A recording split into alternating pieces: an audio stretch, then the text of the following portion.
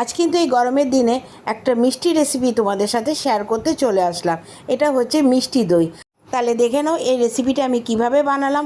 প্রথমে এখানে আমি হাফ লিটার দুধ একটু জাল দিয়ে একটু গরম করে নেব। এবার দুধটা যখন একটু ঘন হয়ে আসবে তার মধ্যে আমি খানিকটা দুধ তুলে নিয়ে তার মধ্যে 10 টাকা দামের আমুল দুধ ভালো মতন মিশিয়ে ওই দুধের সাথে মিশিয়ে দেবো। এবার দুধটাকে বেশ খানিকক্ষণ জাল দিয়ে নিতে হবে, দুধটা যাতে একটু ঘন হয়ে আসে।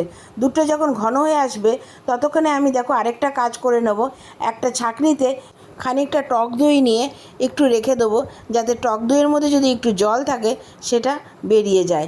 এরপরে দেখো একটা কড়াইতে বেশ খানিকটা চিনি নিয়ে আমি ওটাকে ক্যারামেল তৈরি করে নেব। প্রথম অবস্থায় কিন্তু ওটা নাড়াচাড়া করবে না, আর গ্যাসের আঁচটা কিন্তু একটু বাড়িয়ে দেবে। চিনিটা যখন সম্পূর্ণ গলে যাবে তারপরেই কিন্তু তোমরা একটুখানি ভালো মতন নাড়িয়ে নেবে।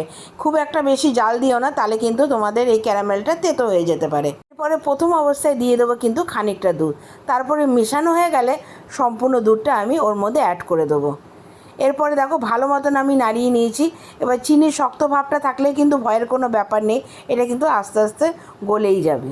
এবার ক্যারামেলটা যখন দুধের সাথে সম্পূর্ণ মিশে যাবে ওটাকে কিন্তু আমি নামিয়ে একটু ঠান্ডা করার জন্য রেখে দেবো। এরপরে দেখো যেই মাটির ভাঁড়ে আমি দইটা জমাবো সেটা কিন্তু তোমরা কখনোই প্রথম অবস্থায় জল দিয়ে ধুয়ে নেবে না, একটা ভেজা কাপড় দিয়ে ওটাকে ভালো মতন মুছে নেবে। মাটির ভাঁড়টা কখনোই তোমরা ধুয়ে নেবে না, ধুলে অনেক সময় দইটা নাও জমতে পারে। সেই জন্যই একটা ভেজা কাপড় দিয়ে ভালো মতন পরিষ্কার করে নেবে। আমাদের দুধটাও কিন্তু অনেকটা ঠান্ডা হয়ে এসেছে। এবার যেই বাটিতে আমি দইটা নিয়েছিলাম তার মধ্যে 2-3 চামচ দুধ দিয়ে ভালো মতন একটু ফেটিয়ে নেবো। আর বাকি দুধটার মধ্যে কিন্তু দেখো এভাবে আমি আঙ্গুল ডুবিয়ে দেখে নিয়েছি যে দুধটা কতটা গরম। ঠিক সেই অবস্থায় মেশাবে যখন তোমরা সেই দুধটা সহ্য করার মতন থাকবে, মানে খুব একটা গরমও না আর একদম ঠান্ডাও না। এবার দেখো ওই দইটা কিন্তু আমি দুধের মধ্যে ঢেলে দিয়ে ভালো মতন আমি এটাকে মিশিয়ে নিয়েছি।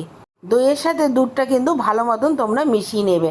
এবার দেখো যেই ভাতটার মধ্যে আমি দইটা পাতবো তার মধ্যে খানিকটা টক দই দিয়ে ভালো মতন চারিদিকটা একটু মাখিয়ে নেব। ঠিক এইভাবে তোমরা কিন্তু সম্পূর্ণ রেসিপিটা দেখো, আর এইভাবে যদি স্টেপ বাই স্টেপ মিষ্টি দইটা ফলো করো তাহলে অবশ্যই কিন্তু তোমরা আমার মতন এই রেসিপিটা বানাতে পারবে। তাহলে অবশ্যই অনুরোধ রইল এই রেসিপিটা সম্পূর্ণ দেখার। এবার কিন্তু ওই ভাঁড়ের মধ্যে আমি সম্পূর্ণ দুধটা ঢেলে দেবো। দেখতেই পাচ্ছ যে কতটা ঘন হয়ে গেছে। এরপরে উপরে আমি একটা ফয়েল পেপার দিয়ে ঢেকে দিয়ে তার উপরে একটা প্লেট দিয়ে একটা বড় টাওয়েল দিয়ে ভালো মতন আমি কভার করে নিয়েছি, যাতে একটু গরম অবস্থায় দইটা থাকে। তোমরা দেখো আমি একটা টাওয়েল দিয়ে কিভাবে এই দইয়ের ভাতটাকে আমি কভার করে রেখেছিলাম। এরকমভাবে কিন্তু আমি 8 থেকে 10 ঘন্টা রেখে দিয়েছিলাম। আমি কিন্তু পুরো সারা রাতই এভাবে রেখে দিয়েছিলাম। এবার সকালে আমি তোমাদেরকে খুলে দেখাচ্ছি যে দইটা কতটা সুন্দর জমেছিল। কিন্তু এই অবস্থায় কিন্তু আমি কাটিনি, যেহেতু এটা দই আর দই তো ঠান্ডাই ভালো লাগে, তাই আমি কিন্তু এটাকে ঠান্ডা করেই কেটেছি। তো প্রথমে দেখে নাও যে দইটা কত সুন্দর জমেছে। এরপরে কিন্তু আমি দইটাকে 2-3 ঘন্টার জন্য ফ্রিজে রেখে দিয়েছিলাম। পরে কিন্তু ফ্রিজ থেকে বার করে ঠান্ডা দইটা খেতে কিন্তু দারুণ লাগছিল। এরপরে আমি তোমাদেরকে অবশ্যই দেখাচ্ছি যে দইটা যখন বার করা হয়েছে দেখো আমি ভাতটা উল্টে দেওয়া সত্ত্বেও কিন্তু দইটা পড়ছিল না। তার মানে তোমরা বুঝতেই পারছো যে দইটা কত সুন্দরভাবে জমে গেছিলো। তাহলে আর দেরি না করে বাড়িতে চট করে বানিয়ে ফেলো এই রেসিপিটা।